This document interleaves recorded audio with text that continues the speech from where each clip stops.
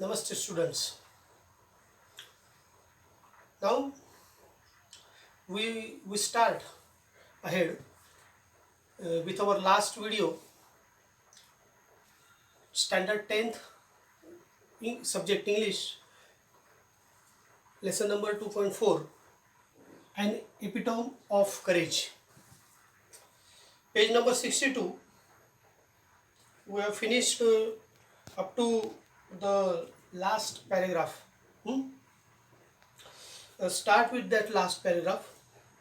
Page number 62.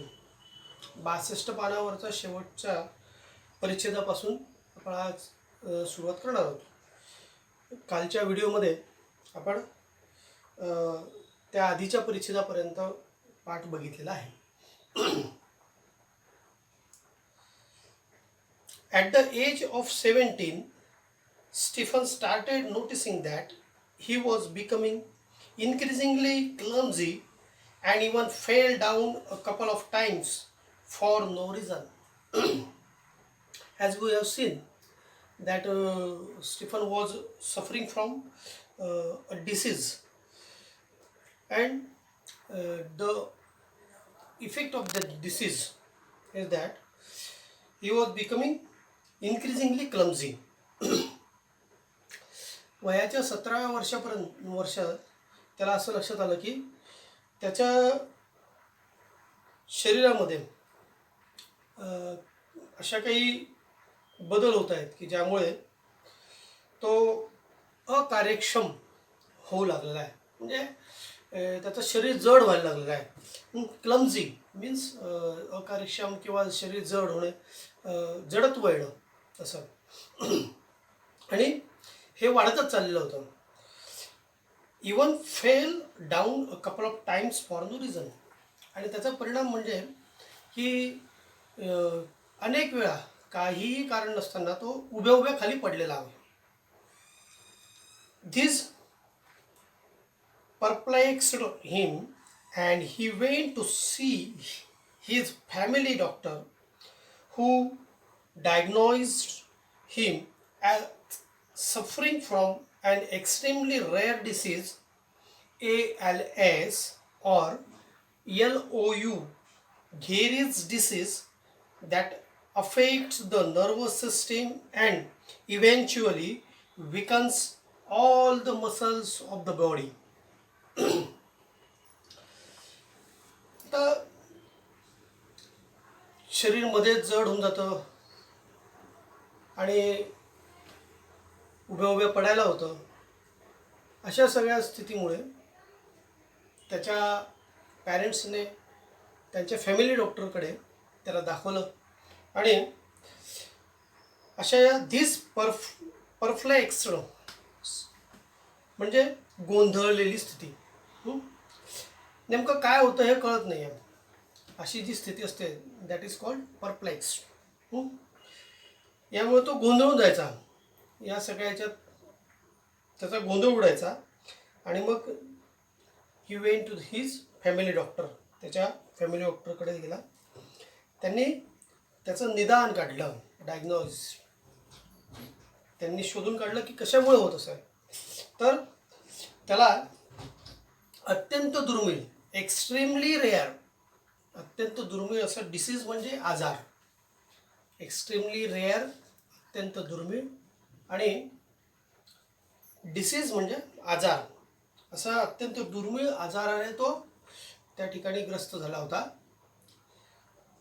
त्या आजाराचं नाव दिलं आहे ALS और LOU, गेरीज डिसीज.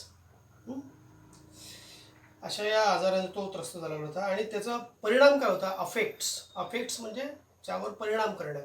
आणि या आजाराचं त्याच्यावर म्हणजे स्टीफनवरती परिणाम काय व्हायचा, affects the nerve system and eventually weakens all the muscles of the body. म्हणजे आपली जी मज्जा संस्था आहे, नर्व सिस्टीम, नर्व म्हणजे मज्जा, सिस्टीम म्हणजे संस्था, नर्व सिस्टीम जी आहे त्याची मज्जा संस्था, याच्यावरती त्याचा आघात या आजाराचा होत होता.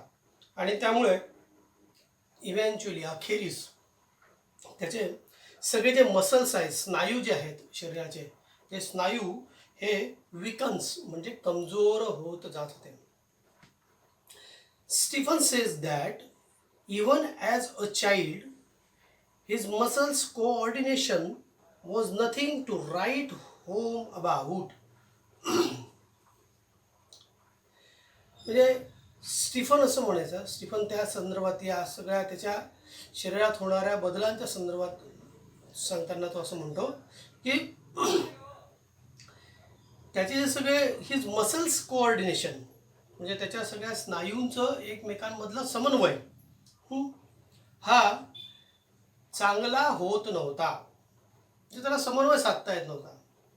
म्हणजे तुम्ही जर का तारे जमीन पे पिक्चर पाहिला असेल तर या तारे जमीन पे पिक्चरमध्ये तो त्यातला जो लहान कलाकार आहे छोटा हिरो त्यातला तो फुटबॉलला किक मारायला जातो आणि दुसरीकडेच पाय त्याचा जायचा, चेंडूला त्या फुटबॉलला त्याचा पायच लागायचा नाही. म्हणजे त्याचे नजर आणि पाय या दोघांमधले कोऑर्डिनेशन हे कदाचित त्यावेळेस त्याला जुळत नव्हतं.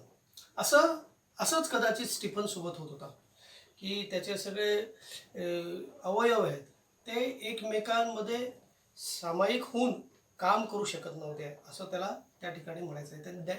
दे लॉस देअर कोऑर्डिनेशन म्हणजे समन्वय. He recollects that his handwriting would send his teacher into a fit of frenzy. त्याला तो हे सगळ्या आठवणी सांगताना तो म्हणतो की त्याचं अक्षर म्हणजे शिक्षकांना चीड आणण्यासाठीचं एक साधन होतं. त्याचं अक्षर पाहिलं की शिक्षकांना चीड यायची. That word is fit of frenzy. म्हणजे संताप यायचा. त्याचं अक्षर पाहिलं की ते समजायचंच नाही ना काय लिहिलेलं आहे हे कळायचंच नाही, कारण की त्याच्या लिखाणात आणि त्याच्या बुद्धीत समन्वय नव्हता. आणि त्यामुळे जो विचार तो डोक्यात करतोय तेच हातातून लिखाणाद्वारे कागदावर उतरत होता असं काही होत नव्हतं. Nor was he inclined towards sports. आणि त्यामुळे त्याचं स्पोर्ट्सकडे म्हणजे खेळाकडे सुद्धा त्याची काही रुची होत नव्हती, म्हणजे त्याला आवड निर्माण होत नव्हती. Nevertheless this disease came as a bolt from the blue. आणि तरीसुद्धा हा आजार जो आहे हा त्याला एक हादरवून सोडणारा असा आजार हा ठरला होता. अ बोल्ट फ्रॉम द ब्लू म्हणजे अ सडन अनएक्सपेक्टेड शॉक और सरप्राईज. म्हणजे अनपेक्षित अशी एखादी गोष्ट घडते आणि आपण एकदम हादरून जातो अशा प्रकारे स्थिती ही स्टीफन हॉकिन्सची त्यावेळेस झालेली होती.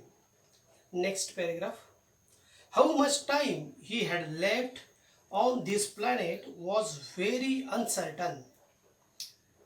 म्हणजे आता ह्या सगळ्या आजाराचा परिणाम म्हणून स्टीफनचे आता अवयव सगळे कदाचित निकामी होतील आणि स्टीफन किती काळ जगेल या प्लॅनेटवरती. प्लॅनेट म्हणजे ही पृथ्वी, या पृथ्वीवर त्याचं आयुष्य किती आहे या बाबतीत मात्र अनसर्टनिटी म्हणजे काहीच भाकीत करता येत नव्हतं, काहीच सांगता येत नव्हतं, निश्चित नव्हतं.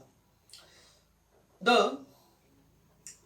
prognosis was bad and the doctors said they could not do much. Yeah, prognosis means the prediction about the disease.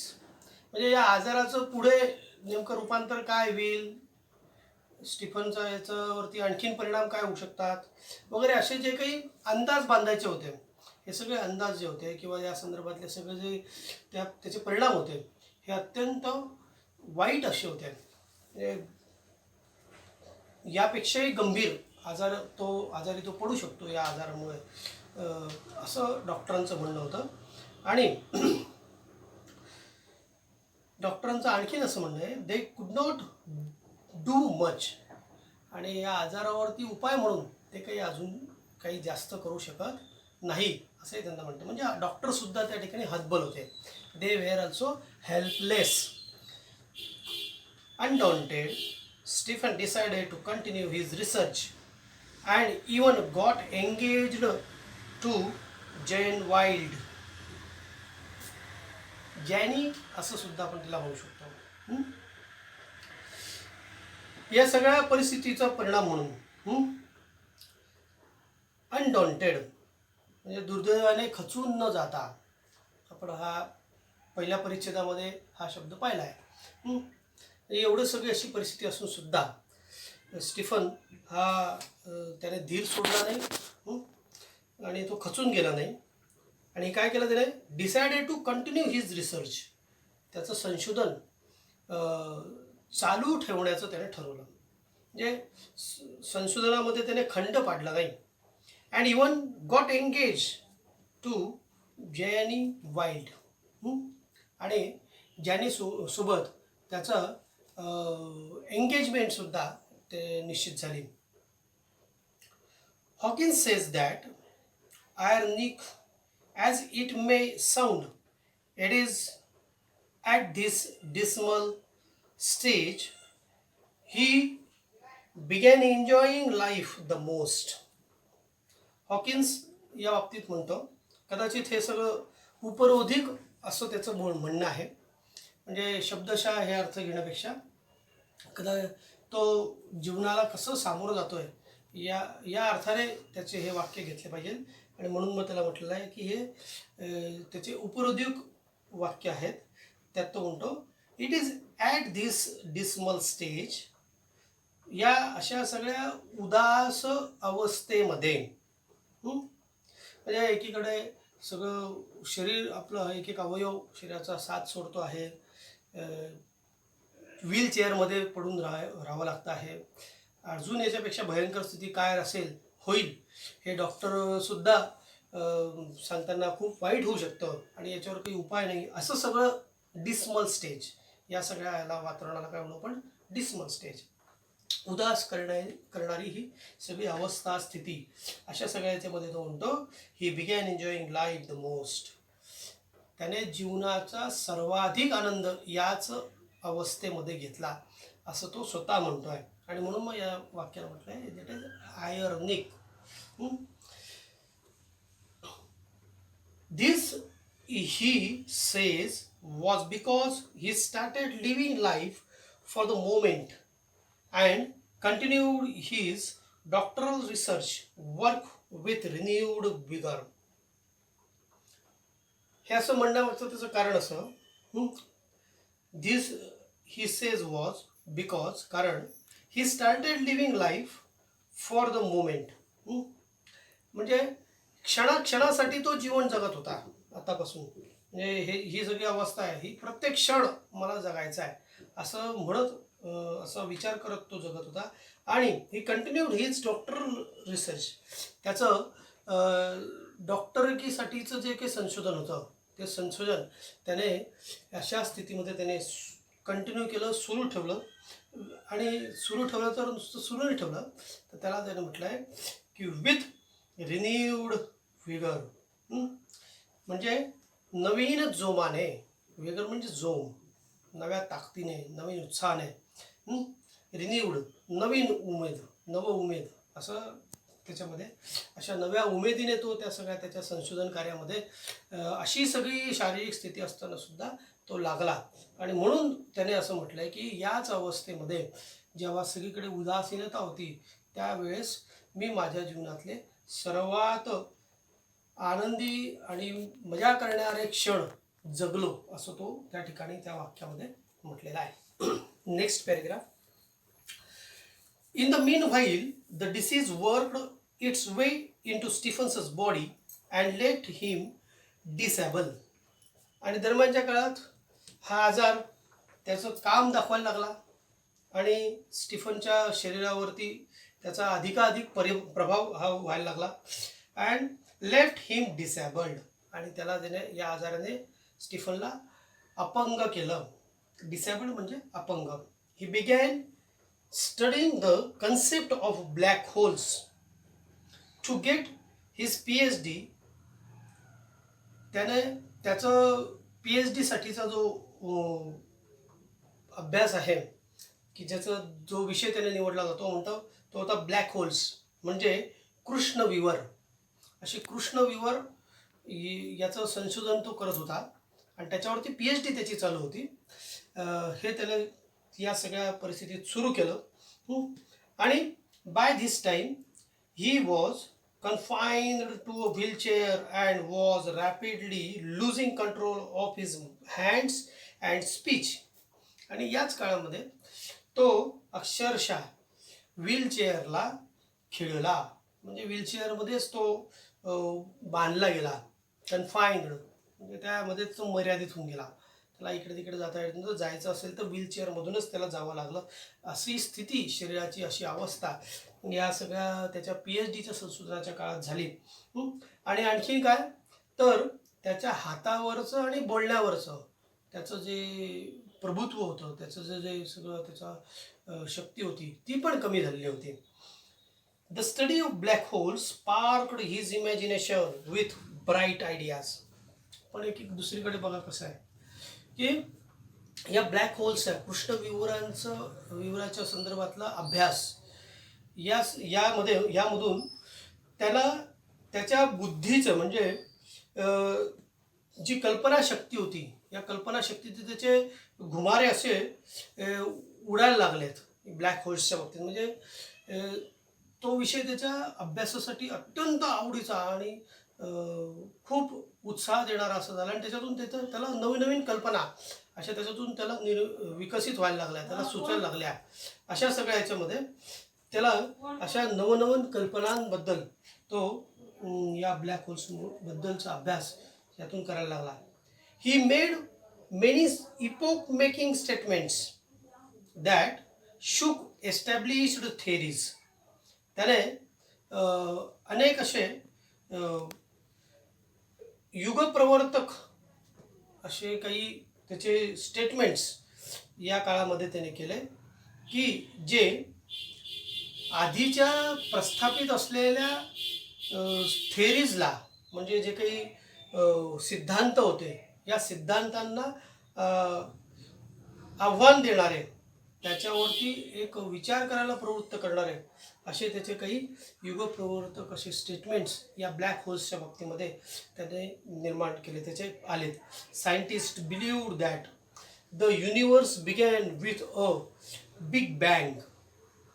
शास्त्रज्ञांचा जो विश्वास होता, शास्त्रज्ञांचा जो अभ्यास होता त्याच्यावरून त्यांना असं वाटत होतं की ही जी सगळी युनिवर्स आहे, हे जे सगळं विश्व आहे, या विश्वाची निर्मिती कशी झाली आहे तर एक बिग बँग थेरीवरून झालेली आहे. म्हणजे बिग बँग थेरी असा एक कन्सेप्ट सायन्समध्ये पृथ्वीच्या या अंतराळाच्या उत्पत्तीच्या बाबतीमध्ये मांडला जातो. त्याच्यावरती या सगळ्या शास्त्रज्ञांचा विश्वास होता. To explain this concept better, ती बिग बँग थेरी अत्यंत अधिक चांगल्या पद्धतीने स्पष्ट करण्यासाठी म्हणून Stephen invented what is known as Lie algebra. स्टीफनने लाय अल्जेब्रा याचं संशोधन केलं की ज्याच्या माध्यमातून या बिग बँग थेरीबद्दल अधिक स्पष्ट माहिती आपल्याला मिळू शकली. अशा पद्धतीने आपण या पाठाचा हा दुसरा परिच्छेदांचा एक संच आपण पाहिला आहे. आपण या परिच्छेदा संचांवरती सुद्धा काही प्रश्न आता मी तुम्हाला सांगणार आहे. वहीमध्ये ते प्रश्न लिहायचे आणि त्याची उत्तरं तुम्ही शोधायची आहेत. सोपे आहेत. आता प्रश्न सोडवण्यापूर्वी एकदा आज शिकवलेला भाग जो आहे तो सगळ्यांनी मनातल्या मनात वाचून घ्यायचा, समजून घ्यायचा पुन्हा एकदा आणि मग प्रश्नांची उत्तरं सोडायची. पण पूर्वी आपण प्रश्न सांगतो ते आपण लिहून घेऊ. First question is say whether the following statements are true or false. म्हणजे क्वेश्चन फर्स्ट आहे आपला true or false.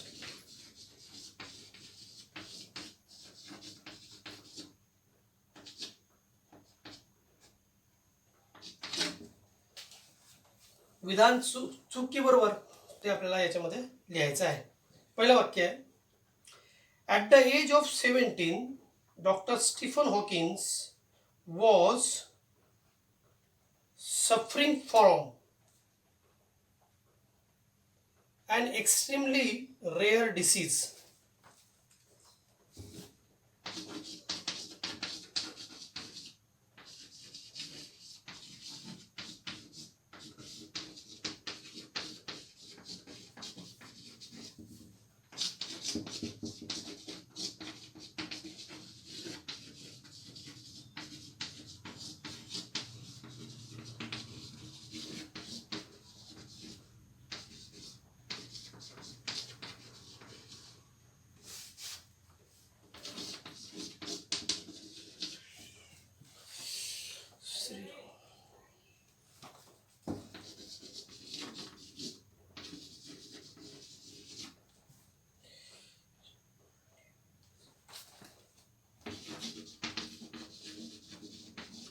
At the age of 17, Dr. Stephen Hawking was suffering from extremely rare disease. हे वाक्य बरोबर आहे का चूक आहे ते आपण शोधायचं आहे. दुसरं वाक्य,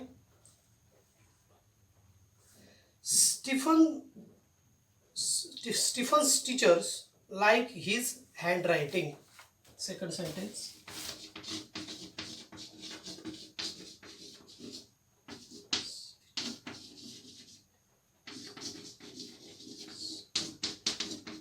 like his handwriting.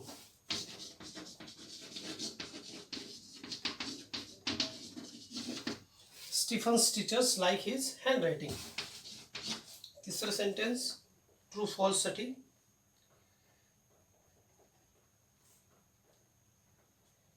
he got his PhD studying the concept of black holes.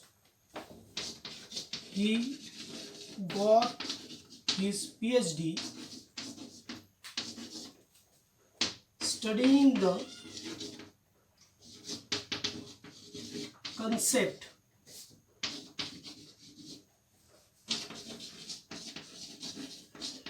of black holes.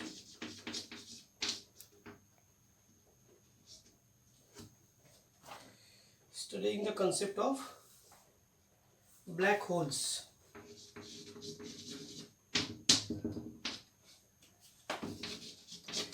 आणि चौथा आहे,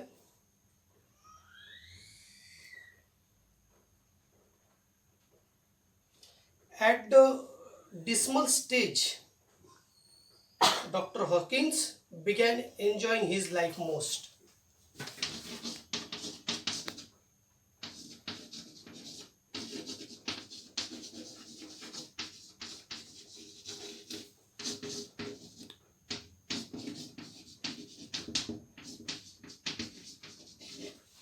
Dr. Hawking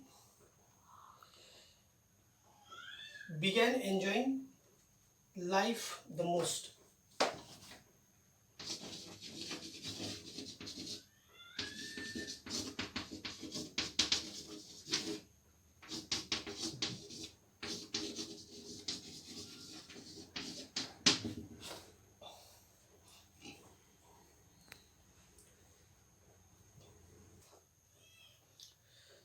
Second question,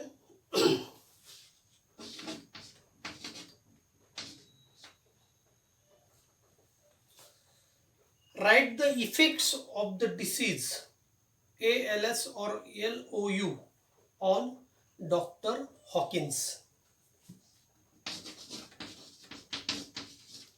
Write the effects of the disease of ALS or LOU on Dr. Hawkins.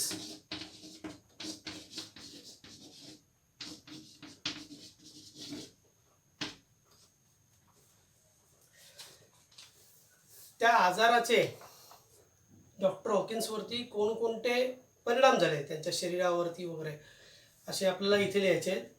4 परिणाम आपल्याला लिहायचे आहेत. Write 4 effects of that disease on Dr. Hawkins. And last question, this is a personal response question. Third question is personal response. What are the miseries of a person who is confined to wheelchair? What are the miseries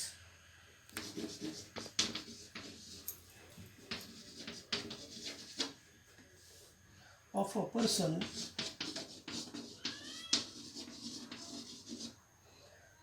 who is confined to the wheelchair?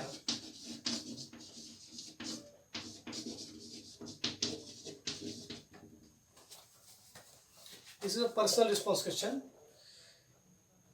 या प्रश्नात विचारलंय की wheelchair मध्ये जो व्यक्ती जखडला गेला आहे, त्याला wheelchair शिवाय काहीही तो करू शकत नाही, हालचाल करू शकत नाही, अशा व्यक्तीच्या बाबतीत त्याची दुःख काय काय असू शकतात, त्याला कोणकोणत्या गोष्टीबद्दलचं वाईट वाटत असेल, हे या प्रश्नामध्ये पर्सनल रिस्पॉन्समध्ये लिहायचं आहे.